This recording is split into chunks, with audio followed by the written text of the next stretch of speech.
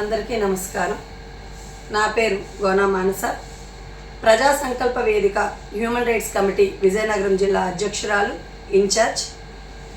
ఈరోజు ఏదైతే హైదరాబాద్ మహానగరం జూబ్లీ హిల్స్ ప్రాంతంలో మహాన్యూస్ కార్యాలయం మీద దాడి జరిగిందో దాన్ని మేము తీవ్రంగా ఖండిస్తున్నాము.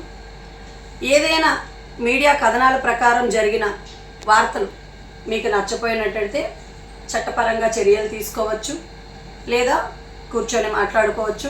కానీ ఇవేమీ చేయకుండా భౌతికంగా దాడులు చేయడం, కార్యాలయాన్ని విధ్వంసం చేయడం, కార్లు, అలాగే అందులో కొంతమంది మహిళా ఉద్యోగులు కూడా ఉన్నారు.